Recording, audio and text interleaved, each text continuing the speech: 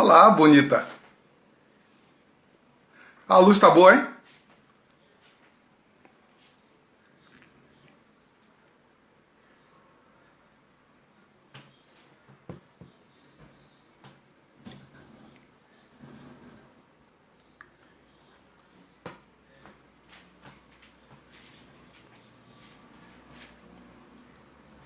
Ah, então tá ótimo. Eu tirei porque tava dando reflexo no óculos.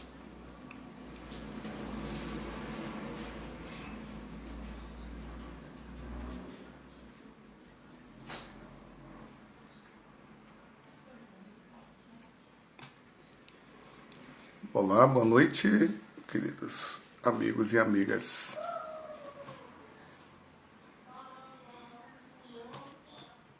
Boa noite. Teu sol. Borges. Acho que é Toninho Borges, né? Toninho, como vai? Teuso. Regina. Regina Anunciação. Aí, pessoal, tudo bem? Como vamos? Como estamos de pandemia? Estão querendo ir pro shopping? Olha lá, hein? A saída do shopping. Tô aqui esperando o nosso amigo, nosso irmão Jaime Sodré começar, né? Estamos juntos. Jaime Sodré é uma figuraça, né? Ele mandou uma foto, ele tava todo bonitão. Eu disse, vou botar minha bata também. Ele já entrou aqui.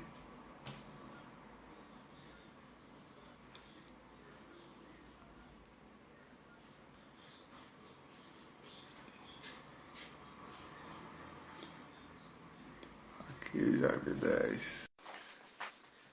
Ele já tá entrando. Acho que vai ser diferente de ontem. Ontem nós fizemos com o Albino, mas a internet de Albino não carregou. Olha ali. E aí, meu velho, tudo certinho? Agora tá, porque eu já ia dormir, pegar minha mamadeira. Mas eu quero que você coloque o celular em pé. O seu celular tá deitado. Senão você vai ficar assim deitado. Peraí, Peraí, que agora nós vamos... Temos preparado uma estratégia, vamos preparar outra. Eita! Ih, rapaz. Eita, a gente chegou. Aí, tá bom? Rapaz, tá ótimo. E você tá me ouvindo bem? Tô ouvindo bem, isso é importante. Que bom, né, rapaz? A gente fazendo live, imagine, né? Quem diria? Oi. Era no tempo de mandar levar o recado em casa. A nossa live de antigamente. Ô menino, vai ali falar com fulano. Pois é. Vou cuspir no chão. Vou lá e volto. Pois é. Vou cuspir no chão e tal. Se demorar, já sabe. Pois é, meu irmão. Primeiro eu queria pedir sua bênção, né? Que você é o meu mais velho. Adoro você. Sou macaco de auditório do seu trabalho.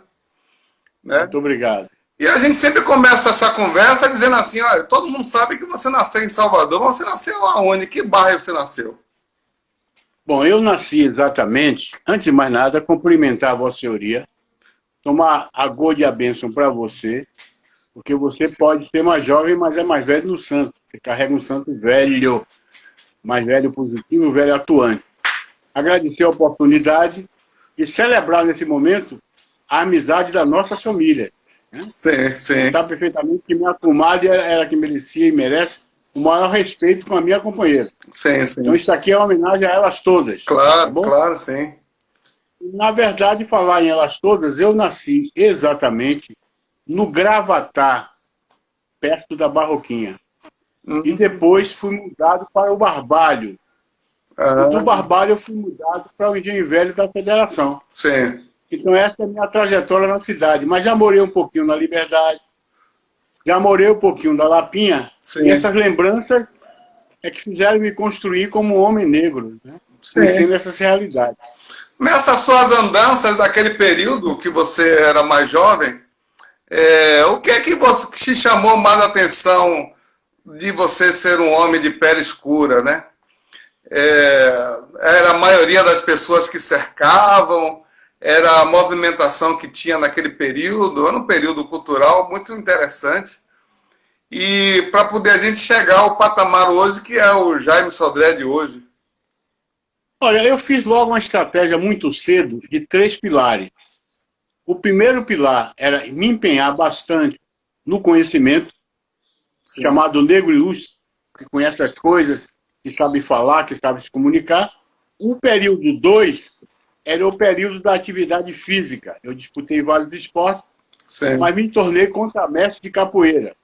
E o terceiro elemento, articulador da minha estrutura, foi a religião. Opa! E aí eu entrei na religião do candomblé muito cedo, sim, a começar da minha própria casa, da minha avó e meu avô, que a gente já tinha práticas espirituais afro-brasileiras, e depois eu fui frequentar os terreiros. Então eu tenho esse tripé como aquele que mantém a minha comunicação com a sociedade. E a partir daí, nesse ambiente, eu fiquei muito fortalecido, sim, e sabendo enfrentar o ambiente que era racial, o ambiente que era racista. Sim. Eu sabia que eu era merecedor, que eu tinha valor e que ninguém ia dobrar minha coluna. E a partir daí eu comecei a estruturar a marca Jaime Sodré, que é conhecimento, sabedoria, honestidade, religiosidade e lealdade. Ah, mas que bom! E isso lhe acompanhou durante a sua parte, digamos assim, como estudante, desde do ensino, o que o pessoal chama de fundamental, até entrar na universidade, até entrar na UFBA com a Escola de Belas Artes? Excelente pergunta. Desde o primário, desde o jardim de infância, a minha marca de atuação sempre era uma marca que trazia à tona a negritude, o ser negro, desde a escola primária. Então, todos os locais que eu passei, nessas escolas todas que tem aí, eu fazia questão de ser o Jaime Sodré, aprender a cultura geral, sim, mas sempre saber que eu tinha que aprender e praticar era o conhecimento de onde eu vim, porque estou e porque eu sou negro. E aí eu chego toda a minha trajetória em produção acadêmica e intelectual voltada para a questão da negritude, que culmina agora com o doutorado, né, na UNEB sobre candomblé, ou seja, a imprensa e o candomblé. E aí o meu trabalho agora é conclusivo, eu já estou partindo agora para o pós-doutorado, que é uma homenagem que eu faço à minha companheira Lúcia, que é Teologia do Candomblé. Oh, que legal! Vamos descobrir se esse candomblé é uma ciência ou é uma superstição, como eles querem. Então aqui é sempre produzindo, sempre produzindo, sempre produzindo, mas com a marca de africanidade e negritude. Certo. Como a nossa proposta aqui do Plataforma é um pouco da gente ainda ficar um pouquinho na história, né? Eu queria ver se a gente ficava ainda de 70, 80, mas depois a gente vem para cá, falar do seu doutorado, falar dessa proposta. A gente vai revisitar essa questão. Nesse período que você entra na universidade, como é que é feito o recorte racial dentro dessa estrutura? Bom, quando eu entrei na universidade, evidentemente que existia uma inibição em relação à minha atuação, ou seja, existiam agentes inibidores. Primeiro, para que você não se assumisse. Esses agentes inibidores a gente chama de racistas hoje? Os racistas têm estratégias variadas. Até mesmo no carinho, muitas vezes, eles estão praticando estratégia de racismo. Quando chama você no colo e diz assim, diga aí, meu negro. Eu digo, como é que você está chamando esse meu negro? Sim. É no afeto ou na agressão? Então, desde a escola, eu abri as minhas lanternas para saber aqueles que são nossos aliados. Sim. E nesse caso, eu não incluía a questão da coloração da superfície. Sim. E aqueles que são, evidentemente, nossos impedidores de crescimento, sim, que eu chamo de sugadores de axé. Então, na universidade... Como é? Sugadores de axé? Sugadores de axé. São os famosos vampiros da africanidade. Quer você para o serviço, mas não quer você para fazer a campanha em prol de você. Ah, sim. E aí, na escola, eu tinha isso. Essa maneira de eu me identificar, me firmar e não ser atingido por nenhum ato racista. Evidentemente que eu pagava um preço por isso, né? Claro. Porque tinha aquela famosa frase que se atribuiu, inclusive, à agressão a Manuel Quirino, que é: esse preto quer se aparecer. Sim. Esse preto quer se exibir. Sim. Esse preto eu não procuro o lugar dele. Eu procurei o lugar dele, que é esse lugar de ser um intelectual. Sim. E, antes de mais nada, tem que me respeitar como negro que sabe, e não como negro que serve. Sim, sim. É uma coisa muito importante isso, porque fala-se muito na proposta de você entrar na universidade e de repente você ter todo o acúmulo que a universidade lhe traz e você não tentar revertir isso dentro do processo de luta, da negritude, enfim, de todo esse aspecto. Mas você já trazia isso na mochila, né? Que fazia parte da estratégia de ampliar meu espaço enquanto cidadão, homem negro, e mostrar que o negro tem valor. Um dos momentos mais fascinantes da minha vida foi quando eu optei pela arte. E um dos apoios que eu recebi, que é meu referencial, é o professor que eu peço homenagem agora, Juarez Paraíso. Grande Juarez. Que era um negro na universidade que sofria os revés da universidade racista, exato, mas não deixava de apoiar os negros. Sim. E, acima de tudo, afirmar que eu poderia fazer meu caminho pelas artes plásticas com a memória africana. Sim. Depois eu fui para a escola de música, para ser percussionista. E logo que cheguei na escola de música, alguém, que merece meu respeito, não vou dizer o nome, disse assim, não venha para cá tocar seu tambor de candomblé, não. E foi justamente o tambor de candomblé que eu fui tocar num concerto dele. E a partir daí, na escola de música, comecei a implantar esse viés africano da percussão. E hoje todo mundo fala da percussão. Agora, foi em que período isso, Jaime? Foi em que período isso que começou isso na escola de música com a percussão tendo valor? Isso é 80. E já existia um precedente. Mestre Djalma, era grande percussionista.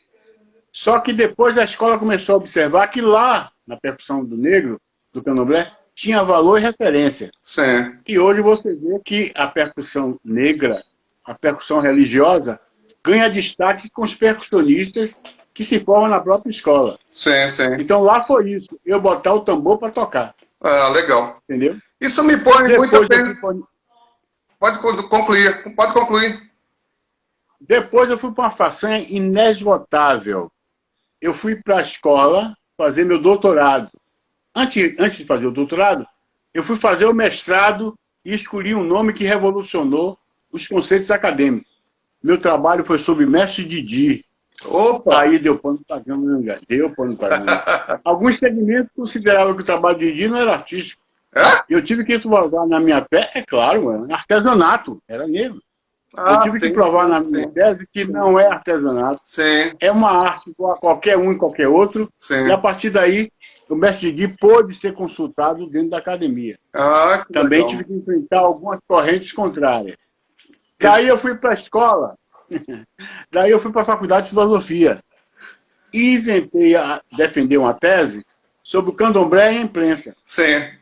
De modo que alguns desses segmentos da escola ficavam com o bico torto, porque o professor Jaime era um de fora da universidade. Em relação a isso, houve tanto conflito que eu levei 10 anos para defender minha tese, que eu defendi na UNEB. Experimentando alguns atos eu diria, atos de inibição, como eu sempre falo, Sim. e alguns atos de referência, ao ponto de um determinado professor dizer assim, mas Jaime Sodré não quer estudar não, ele só está aparecendo na televisão. Eu disse a ele que eu aparecia na televisão por causa de 2 valores. Primeiro, era mais bonito do que ele. Segundo, era mais inteligente do que ele. Por isso que a porta dele ninguém batia. E o professor Jaime estava sempre servindo beleza, sabedoria e conhecimento. Quer mais, Ioiô? Pois é. Essa questão toda eu acho interessante porque a leveza que você fez aqueles comentários e tornou um desfile uma coisa do carnaval. Quer saber da cultura negra que você carrega, né? Que nós carregamos como um instrumento de luta, né? E acho que em determinado momento você vê que a TVE, por exemplo, quando contratou você, outras televisões também, viram que seu olhar é um pouco diferenciado. Depois dali, eles não falaram mais, mas você fez uma grande escolinha. Todo mundo já veio bonitinho dentro daquele quadrado. Foi muito interessante isso, Jaime. Pouca gente fala sobre a sua importância nesse processo dos desfiles dos blocos afros e afoxés. O que é que interessavam a eles? Apenas a folclorização, o pitoresco e o exótico. Sim. Não queria enxergar naquilo várias manifestações política, econômica, cultural, etc. Sim. E eu resolvi dizer que, já que era a TVE e era educação, nossa tarefa era educar o povo de casa para ter um outro olhar sobre esse segmento. E aí eu comecei a taxar o candomblé, a capoeira, e principalmente o carnaval, de forma de expressão da superioridade intelectual, estética e musical dos negros. Sim. Bastava ver na tela, né, para constatar de que muita gente nem transmitia. Depois que a TVE tomou essa iniciativa, as outras empresas de televisão também davam uma colherzinha de chá. Qual foi a ideia? É que a gente não fosse lá dizer que o que está passando ali é o óbvio. Eu tentava destacar daquela conjuntura o que é que tinha de autêntica música, de autêntico exercício intelectual, da questão, inclusive, da indumentária, e mostrar que ali, sim, tinha valores que a gente deveria se referenciar como a mágica e um produto que a Bahia exportava para o mundo como conhecimento, e não como folclore de mexer a bundinha. A partir daí, eu comecei a tentar dizer de que o carnaval, quando o negro participa, é um outro carnaval. Sim. É prova de resistência, prova de qualidade, mas, de certa forma, ainda sufocado por uma ideia de dar um espacinho. Eu acredito que o carnaval se recupera quando abrir um espaço macro bem maior para as entidades negras. Sim. Agora, aonde a arte entra nisso, né? A arte, por exemplo, o que você começa a fazer em Belas Artes, você basicamente abraçou toda a área 5, como se dizia antigamente, a música, a arte. Não sei se eu vi você no teatro, ou na dança, mas acho que tem coisa por aí, né, Thiago? Eu participei no teatro também, fazendo parte de peças teatrais, inclusive infantil, na condição de músico. Certo. Mas também participei do teatro na condição de escritor para teatro. Eu tenho uma peça que ganhou o 2º lugar no Prêmio Brasileiro da Funarte, sobre uma peça de negro, uma peça que aborda a questão de Alufala e Cutã, a Revolução Malê. Certo. E tem uma peça recentemente escrita, que eu encaminhei a Lázaro Ramos, que é sobre o meu mestre Mário Guzmão. Sim. Então eu trabalho agora como aquele que produz textos para o teatro. O teatro eu tive passagem, mas o que foi mais importante do teatro foram os musicais que eu participei como músico. Sim, sim. Compondo, etc, etc. Depois do teatro, eu fiz o cinema. Eu fui fazer o cinema fazendo a trilha sonora do Anjo Negro, que foi um filme estrelado por Mário Guzmão. E a partir daí, qualquer arte que vem na minha mão, com a bênção de Oxalá, eu faço. Basta botar no tabuleiro. Então agora eu estou enveredando numa outra estratégia, junto com o meu pessoal, minha filha Jamile, que é a edição das coisas de Jaime Sodré, para ser enviada às pessoas interessadas. Agora eu estou na literatura. Me segure. Muito bom. Eu acho que tem uma coisa que marca bastante, me marca bastante, justamente num período lá em acho que 81, 77, 76, que tinha aqueles grupos que se reuniam lá no Bogum. Eu tinha a impressão que você era do Bogum também, que tinha aquele Jeová de Carvalho, aqueles grupos que pensavam o processo da religião, e vários seminários eram feitos naquele período. E tem umas coisas que estão sendo feitas hoje que é muito parecido com o que a gente tinha feito naquela época, né?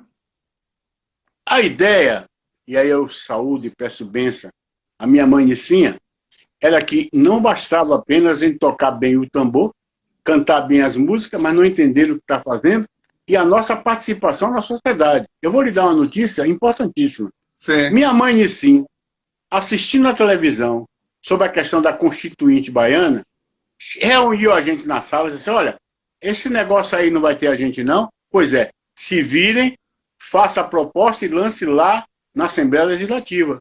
E a gente fez a primeira proposta, que é o capítulo que está na Constituição, o artigo 207, que é sobre o candomblé, que, modéstia à parte, fui eu que fiz o texto, e fui assessorado por Ana Costa, por Gilberto Leal, por Maria Lúcia Oliveira, por Jeová de Carvalho, e nós temos hoje na Constituição um artigo fruto da participação da minha mãe Nicinha. Sim. E intimou a gente a fazer isso. Então, aos domingos ela pedia revitalização da capoeira e no outro domingo conhecer o culto afro-brasileiro com profundidade.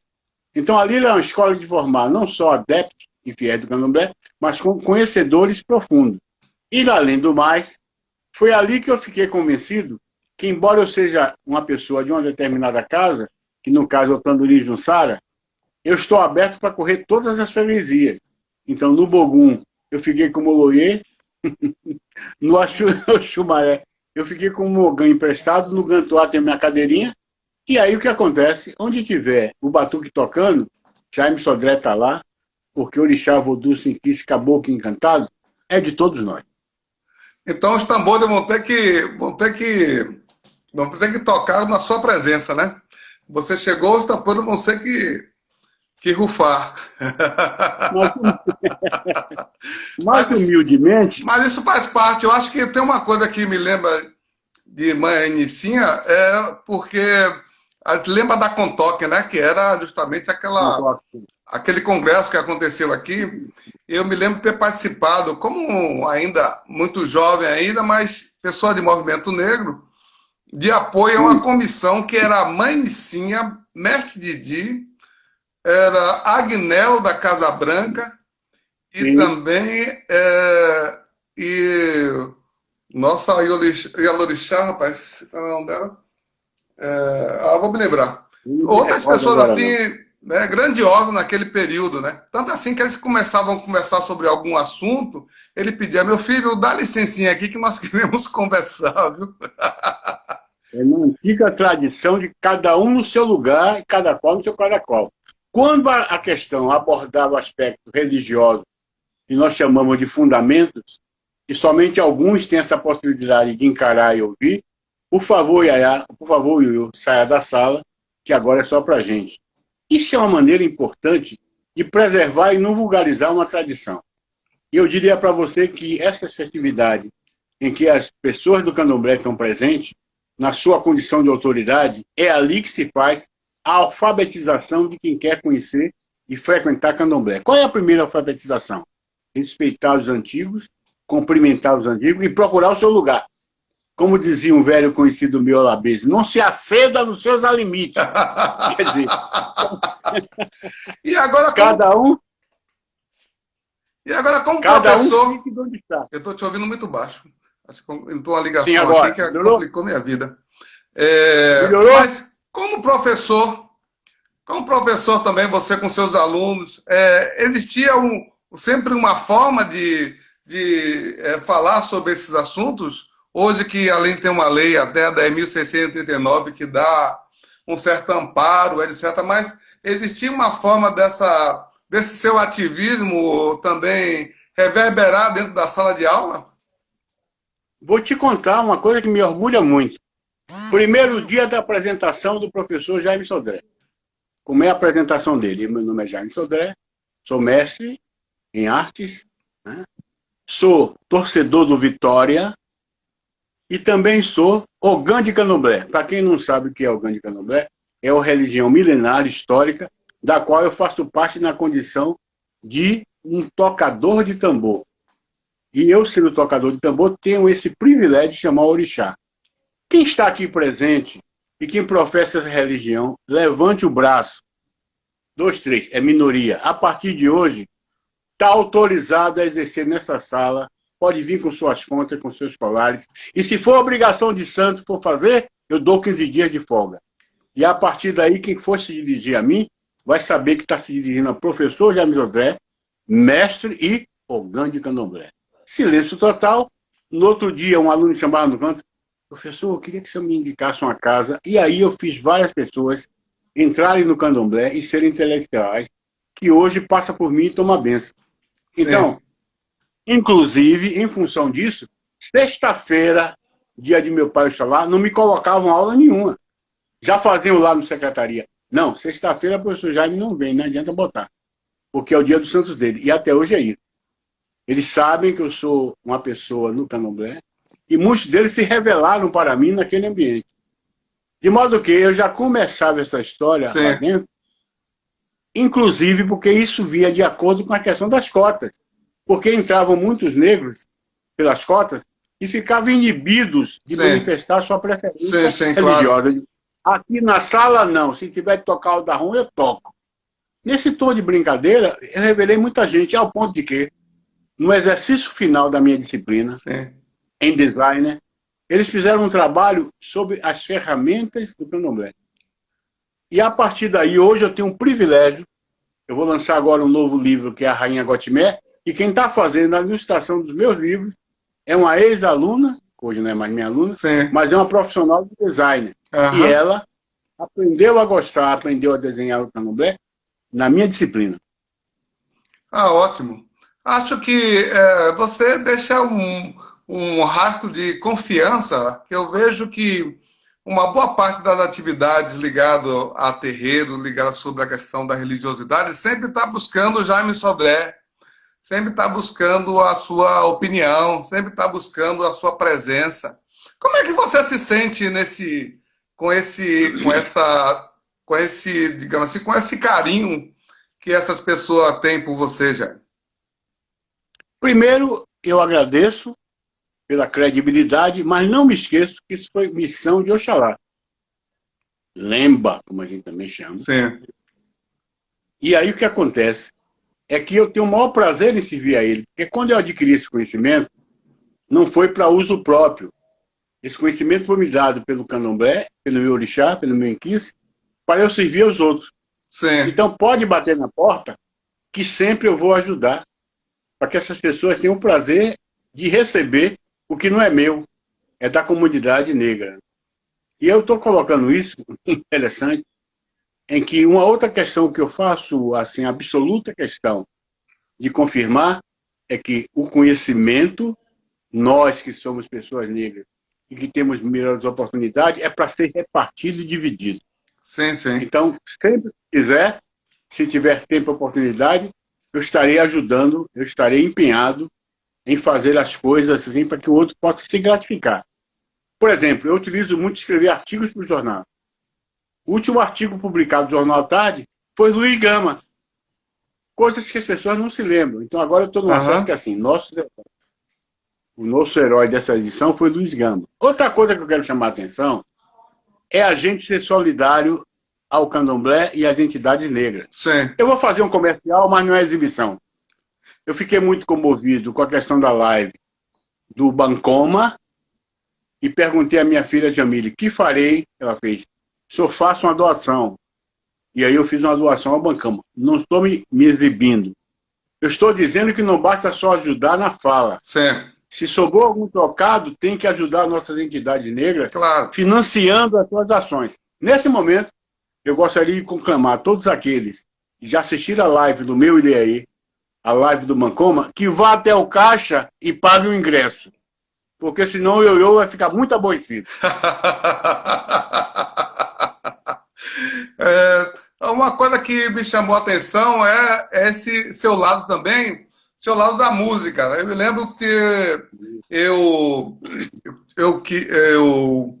depois eu mandei comprar, você não sabe, mas eu mandei comprar uns 2 ou 3 CDs, acho que na mão de uma pessoa que estava vendendo, porque o meu você me deu, que era aquele CD sobre a questão das músicas, né? Música ligada às nações, a várias nações.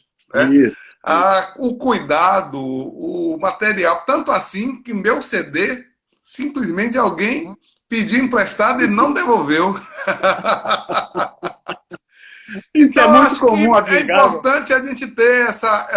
Eu falei com Jamile, sua filha, eu digo, Jamile, até colocar no Instagram essas coisas de Jaime, porque é muita coisa que ele tem. E, inclusive, essa questão de ter essas músicas um pouco mais, eu diria, energizada por outras fontes, né?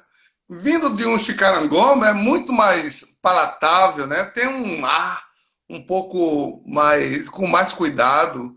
Eu gostaria de você tocasse nesse assunto, né? Porque essa parte sua, dessa veia de compositor, de produtor, desse processo da música, para entender também essas músicas que vêm carregadas lá, as músicas dos blocos afros. De vez em quando tem uma estrofe, né? A estrofe que chama a estrofe da música, ou aquele bis da música, né? Que pega uma música de terreiro e coloca em carta como dirigente, já que você também já foi, eu já percebi que você também, eu me lembro que você já foi também jurado de dessa questão de música, não sei se no Inê, no Lodum ou outras agremiações. Olha, deixa eu lhe contar um detalhe. Em relação à música sacra do candomblé, eu, na condição de Chicarongoma, naturalmente chamado de Ogã, eu percebi que a melodia e a letra das músicas de candomblé estavam se perdendo por improvisações inadequadas. Eu digo, olha, Carlinhos, que é meu companheiro e meu amigo, vamos pegar o pessoal de candomblé e fazer um registro da música do candomblé atual, com quem sabe cantar, com quem sabe falar e com quem sabe tocar. Reuni um grupo de Alabê, chamei Edinho Carrapato para tocar e gravamos esse CD, que fala das nações de candomblé e suas músicas. E foi para distribuir, e distribuímos. Agora, quando eu vou no YouTube, já vejo algumas dessas músicas, nossa tocando. Eu estava com um projeto pessoal, que era os 10 mais dos blocos afros. Seriam escolhidos 10 músicas que a gente considera top, para ser reproduzido e colocado à disposição. Né? O que é que aconteceu com esse disco do candomblé? Até hoje eu recebo pessoas me parabenizando, porque naquele momento nós gravamos da seguinte forma: vamos tocar no estúdio como se tivesse num candomblé. Então não vale a pena, não vai ter repetição. Tocou uma vez, já foi.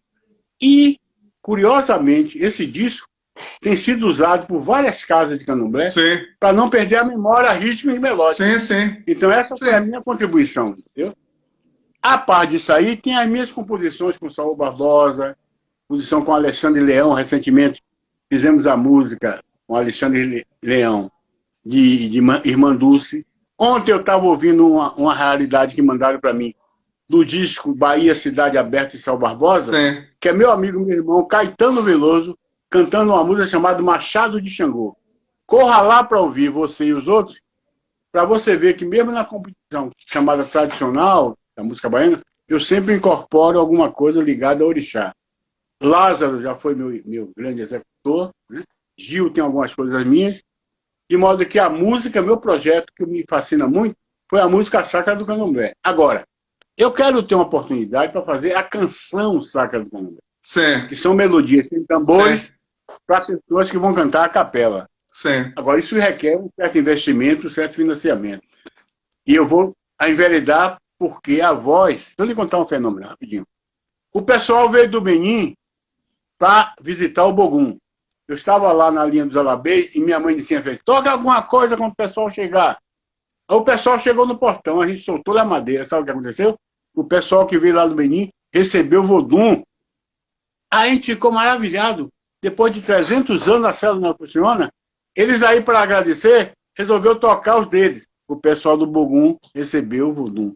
Então isso para mim me chamou a atenção, de que nós temos 500 anos de resistência de uma melodia e de uma fala. E eu queria perpetuar isso. Agora... Estou falando demais, né? Estou falando demais. Né? Para concluir, é o seguinte.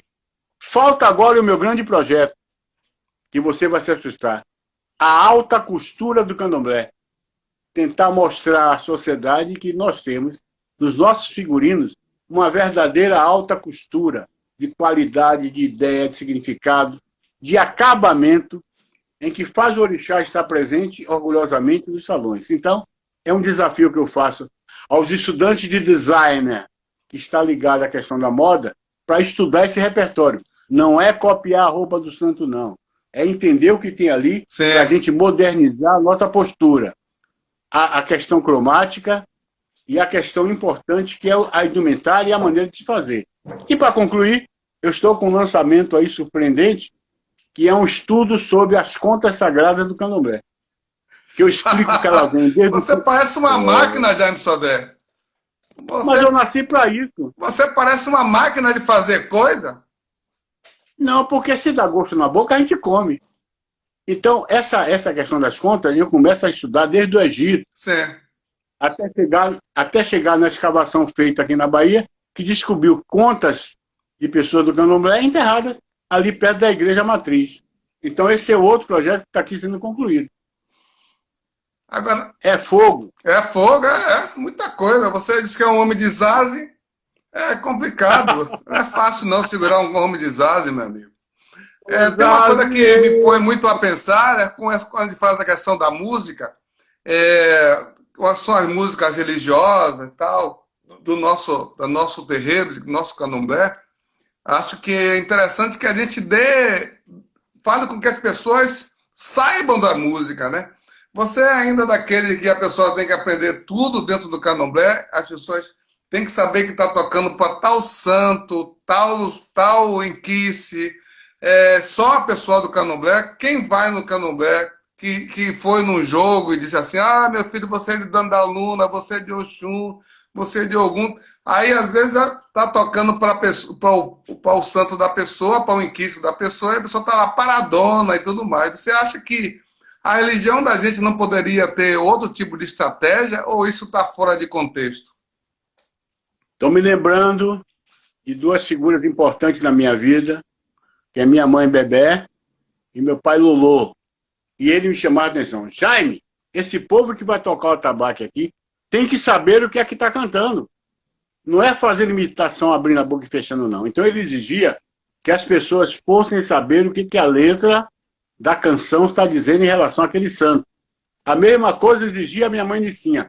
Minha mãe Nicinha exigia mais. Se a partir de hoje, meu filho, aqui nessa casa só se fala EV, não se fala mais urubá, não. As músicas aqui,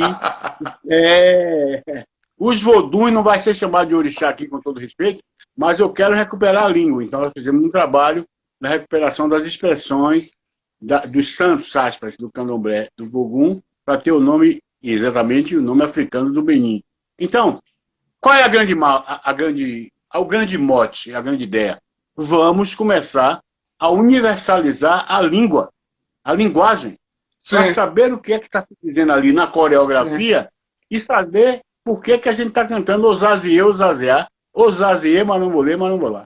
Quer dizer, agora eu estou investindo numa proposta que você pode até me ajudar a fazer, que é o curso online sobre línguas do ritual africano, que eu acho que a gente deve botar isso em ação, e que as pessoas do candomblé, para mim, têm duas obrigações. Conhecer o que está fazendo, que é o fundamento, conhecer o que está cantando, que é a melodia, mas saber do que está falando. Sim. Porque outro dia o Ogã de Urubali disse, Jaime, vou lhe contar aqui uma piada de conte.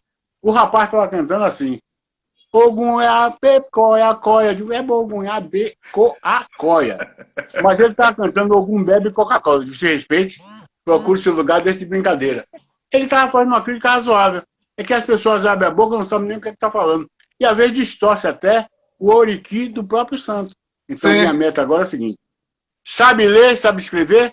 Quer saber espanhol? Aprenda. Quer saber inglês? Aprenda. Mas se você é negão, não saber dizer uma saudação na língua dos seus antepassados, você é um analfabetos que não tem condição de pertencer à nossa comunidade.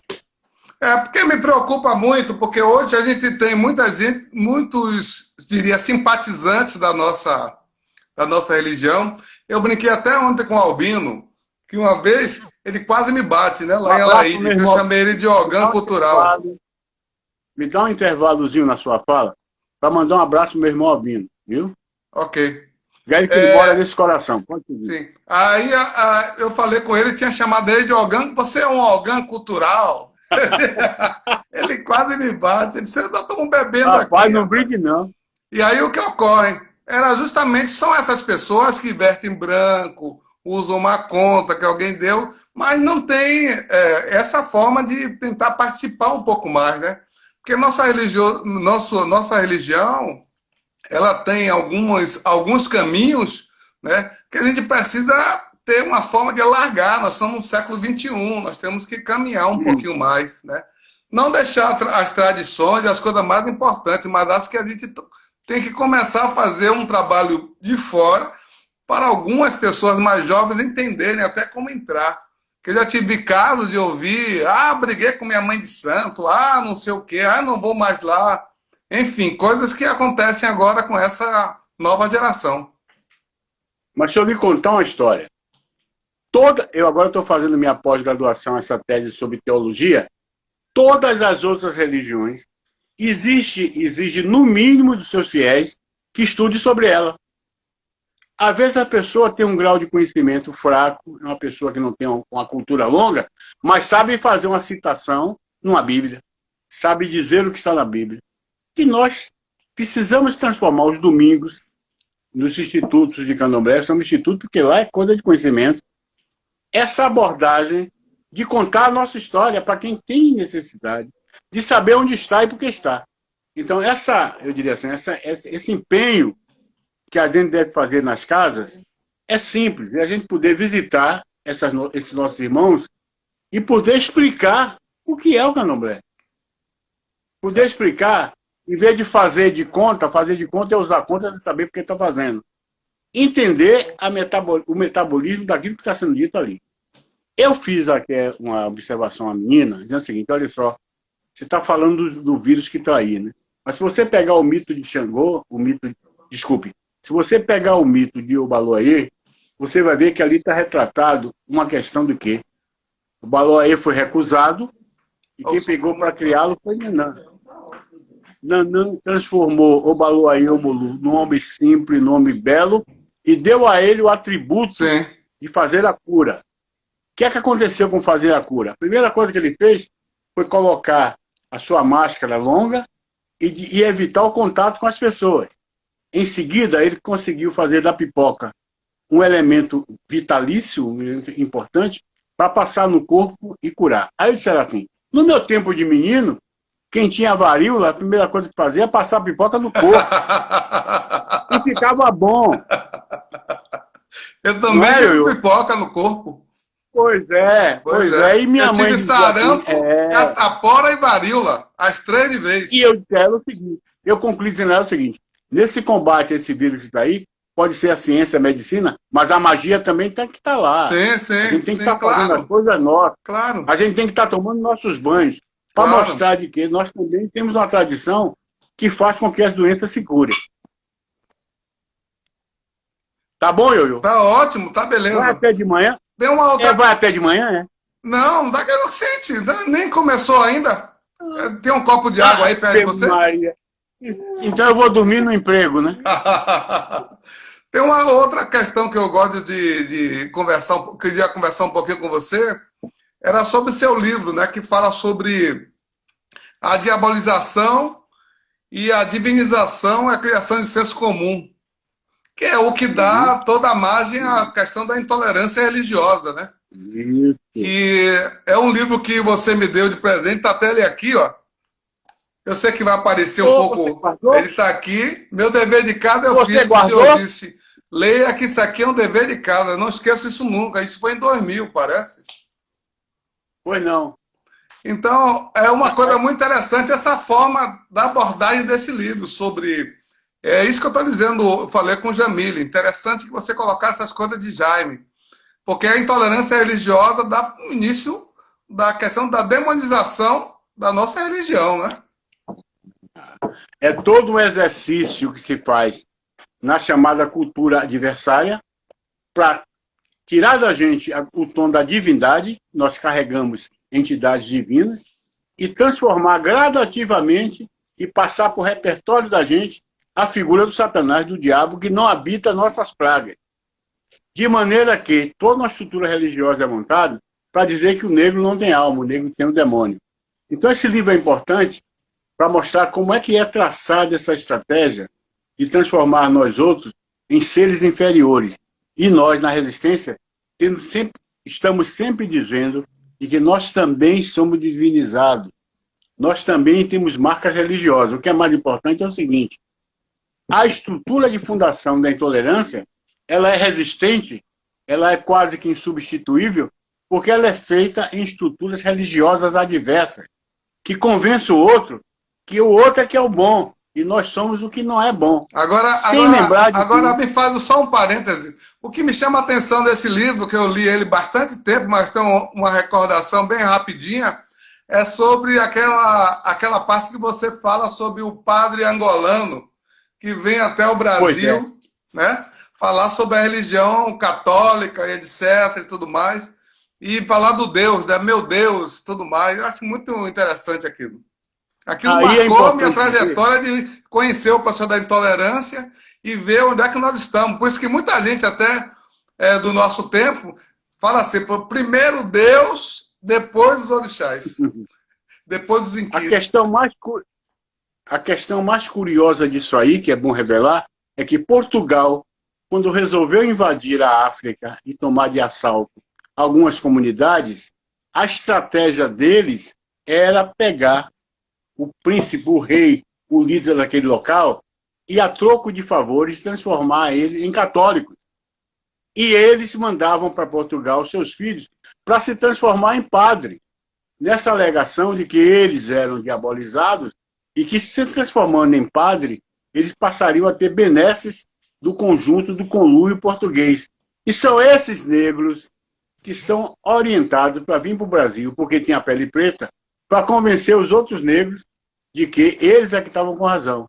Então, uma coisa perigosíssima é o que os nossos adversários aspas fazem, que é pegar a boca do negro para falar mal do próprio negro. Eu chamo de negros de pensamento e de aluguel, que já basta a presença dele para mostrar que ele está ali a serviço do outro, não da gente. Então é preciso notar isso com muita observação, de que no caso, inclusive, do Congo, o rei do Congo se transformou em católico. Agora, isso é uma questão que outra oportunidade nós vamos discutir, como é que a pessoa faz essa opção, né? Nós tivemos casos aqui na Bahia de candomblé sendo perseguidos há tempos atrás por negros. Sim. Que se transformavam em pessoas de religião que achavam que a nossa não era religião. Sim. Mas uma questão surpreendente e positiva são os jovens que já estão começando a olhar a religião do candomblé como um reduto importante para a construção de negritude. Sem saber dos nossos ancestrais, do nosso passado, que negão é esse? Negão vai dizer que é filho e afilhado da Rainha Elizabeth, do rei Augusto da Bélgica? Não, ele tem que voltar para trás e ver que nós temos principados e regências consagradas, mas eram negros. Sim. Então, para ser negro, não precisa pedir a cultura de aluguel nem emprestado. Basta pesquisar a sua própria cultura e se construir com valores da negritude. Agora, essa estrutura montada lá há 4 séculos, 3 séculos atrás, ela perdura de certa forma até hoje, né? Ela é maleável, claro, mas ela está sempre no nosso encalço, né? Claro. Olha a crueldade. Os nossos irmãos africanos vindo na condição de escravo para o Brasil, esse reino do Congo, para justificar a vinda desses nossos irmãos, diziam que eles não queriam se transformar em católicos. E aí aproveitavam desse ensejo para mandar o cara para cá. Mas exigia que quando o cara chegasse aqui, a família, o conjunto, não se voltasse mais para a religião tradicional. Sim. E aí quem é que absorvia esse povo? Quem é que absorvia nos seus quadros esse povo? Os chamados jesuítas. Sim. Que pegava o povo negro para se transformar em católico. Então, nossa luta é de grande tempo, nossa luta é de grande era, porque a gente tem que primeiro desmontar o arcabouço que foi construído e ter uma resistência de mais de 600 anos e fundar uma nova realidade dos nossos valores. Temos ou não temos valores? Sim. Sim. Podemos ter a nossa religião? Sim. Qual é a nossa relação com a outra? De respeito. Então, na medida em que se faz uma nova religião, em que a prática do fiel é respeitar o outro, aí sim é religiosidade, e não uma questão de rivalidade. Agora, nós temos um quadro hoje no Brasil muito peculiar, né? Nós temos uma seita, que eu não chamo muito de religião, porque é dirigida por vários seguidores, enfim, vários pastores e pastoras, enfim. Mas esse público, esse povo consegue eleger bancadas, né? Não só nas câmaras municipais, mas nas assembleias e na Câmara Federal.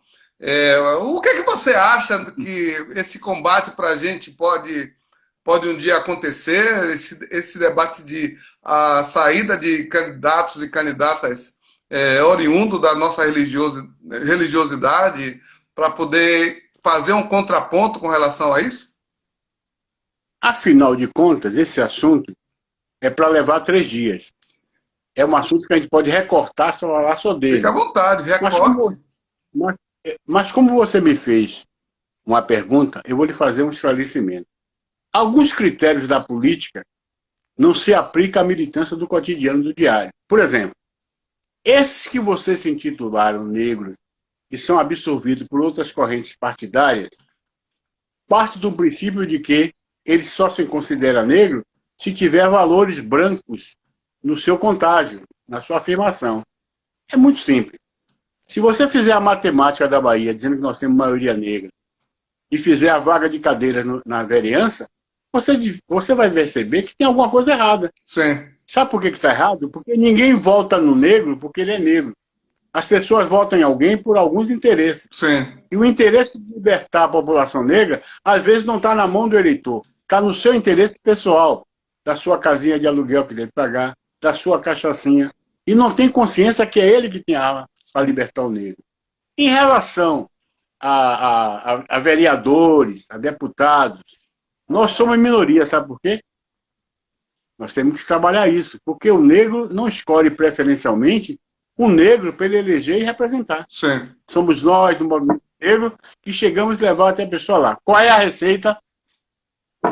Tentar dialogar com essa maioria negra, o papel que ele faz de conduzir e manter determinadas estruturas corruptas que não merecem o negro nem o branco. Nós precisamos o quê? Politizar o povo negro. Fazer a cartilha da política. Sim. Explicar que a política também resolve coisas. E o que é mais importante, capítulo 2 desse livro. Por que escolhemos o candidato? Quais são os critérios? E o que é que a gente paga no final? Sim. Então é preciso ter novos intelectuais que se dediquem a escrever isso. Sim. Entendeu? Se dedica a convencer o outro que não é porque ele é preto, é branco, cor de rosa que ele deve votar. Ele deve votar porque o outro deve ter compromisso, não nos enganar, não nos enrolar, e nós também podemos ser candidatos. Uhum. Olha só, eu sou da bandeira antirracista, né? Eu acho que a nossa religião hoje tem pessoas de várias cores, né? De várias matizes. A gente não pode esconder isso, que há uma população, uma parte da população branca dentro dos nossos terreiros, fazendo parte, compartilhando e se importando com as questões todas. Eu acho que é interessante que a gente pense também sobre isso. Acho que nós temos que partir para um ponto, né? Eu acho que aquele período lá atrás, talvez nós tivéssemos um pouco de unidade, já que nós tínhamos, digamos assim, algumas pessoas que politicamente, de uma forma ou de outra, estavam mais próximas, né? mais agindo um pouquinho, não só com o processo da Contoc, com o Intercab, com a FENACAB. Hoje em dia você tem até uns grupos interessantes, mas eles não focam nessa questão, eles estão resolvendo as outras questões que são questões normais, né? Mas politicamente, para poder a gente ter o endereço certo da gente colocar o voto ou fazer a campanha e quebrar um pouquinho do esquema que é traçado de ter dinheiro para fazer campanha, ter estrutura, ter visibilidade. Eu sei que é um pouco utópico, mas é isso que move a gente. Olha só, vamos começar pelo começo. Estratégia pessoal de Jaime Sodré. Ninguém precisa seguir. Quando eu percebo que tem gente do candomblé, vamos chamar assim, de outra epiderme, de outra superfície, são chamados brancos, o que mais me orgulha é que, nesse momento, o candomblé não vai admitir quem entra e quem sai por causa da cor da pele. Vai ter que admitir, como qualquer religião, ter fé naquilo que está ali. Sim. O segundo ponto é que eu me orgulho muito deles ter, alguns deles, se submetido a fazer uma reflexão diferenciada e vir sob o comando da gente. Então, eu digo, sempre brinco com o pessoal do Ogan, que eu disse assim, olha, o pessoal está ali, a pessoa tem a superfície branca, mas quando bota a conta do orixá, quando bota a roupa do orixá, ele está exercendo uma questão de influência da civilização africana. Sim. Esse é um aspecto que, mais tarde, a gente vai dizer, e as minhas mães mais velhas sempre me dizem, meu filho, chegou na porta, rodou, acabou a cor. E é por aí que eu vou. Entendeu? Porque eu conheço vários amigos que eu posso identificar como branco, sublimes defensores, colaboradores, incentivadores, e conheço muitos que têm a pele pintada de preto, que nem para isso está servindo. E, por sinal, está servindo para nos agredir. A questão política, França, é que a gente cometeu um erro histórico. A gente esteve tentando organizar politicamente os negros pela via do partido. Eu acho que não é por aí. Recentemente eu penso que nós devemos organizar os negros por valores que os negros querem que seja exercido. Ou seja, a chamada agenda. E quem se enquadrar e se comprometer com essa agenda, esse é o nosso candidato. Porque você fazer uma censura, uma escolha, através da pele, e admitir que o cara, só por ser negro, ele é o retalho, desculpa o termo, não. Ele tem que mostrar uma história, ele tem que mostrar uma proposta, e tem que aceitar da gente a regra do nosso jogo. Eu já estou superando isso, porque hoje eu converso com todos eles. E não me surpreende ver que alguns têm ideias muito interessantes. Sim. Só que pergunta para a gente, quais são as propostas, e a gente tem uma dificuldade suprema. Aliás, o movimento negro que eu falo de um modo geral, tem que sair daquela estratégia anterior, Sim. que é exibir o sofrimento, estamos esperando, passar para a atmosfera mais recente, que é construir as nossas razões, Sim. e passar para a terceira questão, que é saber como vender essa mercadoria e como se portar na cobrança. Então, para mim, hoje, eu digo, França, se botar o nome eu voto. Por quê? Porque eu conheço. Eu sei quem é, eu sei a ficha do rapaz. E o compromisso de França torna-se mais sólido, porque não é só com o voto, é com a divindade que ele carrega, que ele tem que se respeitar. Então, a minha sugestão é a gente fazer um estudo profundo sobre essa ideia de que a gente é maioria nos estados, é maioria no futebol, é maioria em certos setores, mas na hora do voto aparece em minoritário. Certo. Temos que estudar isso, porque que na hora do voto o outro acha que o outro é melhor do que a gente. Isso é falta de autoestima. Se coloque no lugar do candidato e diga assim, o candidato sou eu. Você vota em você? Essa é a pergunta. Eu votaria em mim, mas eu não sou candidato não, meu amigo. Já aposentei a chuteira com esse negócio de candidatura. Eu estou aqui para apoiar as candidaturas.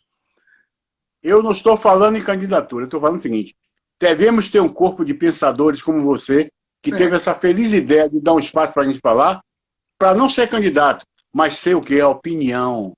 Poder dar sua opinião e orientar os outros como fazer. E você tem todo esse gabarito, não conheço você de agora, nossa amizade é de longo tempo, e hoje eu quero parabenizar você para abrir a nossa boca, porque antes não tinha espaço para a gente abrir a boca. Oxalá que lhe dê força para você prosseguir, abrindo espaço para a negrada falar. Estou até sugerindo que você procure a pirralhada, a juventude, a garotada, para utilizar dessa grande ideia que você teve. Eu até vou sugerir que você ganhe um prêmio Nobel da Paz, de deixar a gente falar e abrir a boca. Tem uma outra coisa que eu gostaria muito de conversar com você, Jaime. Era sobre o seu trabalho, sobre as suas atividades outras, né? Você foi conselheiro do Olodum, né? Você já saiu em algum bloco afro? Você já saiu em uma afoxé? Você gosta de carnaval mesmo? Ou você é daquele cara que fica devorando livros e tudo mais? Bom, primeiro corrigir você, porque a primeira estrutura que eu assumi no carnaval, eu nasci no dia de carnaval. Mas naquele tempo, eu era carnaval de ver e fazer a participação em pequenos blocos da minha cidade, do meu bairro, né? Mas quando eu tomei a atitude de sair no carnaval, eu digo, eu tenho que sair no carnaval, mas eu sou homem vinculado ao candomblé. Então devo sair em uma entidade que possa levar também minha africanidade religiosa. Sim. Sabe qual foi o primeiro bloco que eu saí? O Gandhi. Eu saí 5 anos no Gandhi. Entendeu? E saía lá em cima tocando o tambor, que só tinha alabeira em determinadas casas. Sim, Cada casa mandava um alabeira. Isso aí foi no tempo de então, Djalma? No tempo de Djalma, Mascafé, aquele pessoal? Djalma, Café, exatamente. Então, o mestre me levou para lá para eu tocar o tambor, na condição de representante do Jeje e na condição de fazer o carnaval dentro do carnaval, sendo representante de uma entidade religiosa. Eu não precisei me despir da minha condição de ser religioso, Ogã, para sair no carnaval. Jaime, então, aonde vai agora, papai, agora eu vou pedir só um instantinho só. A gente vai tomar uma água, porque ficar direto assim não dá, né? E a gente volta e pede todo mundo para continuar com a gente, tá certo? Daqui a pouco a gente volta. Da próxima vez, você prepara o aruá.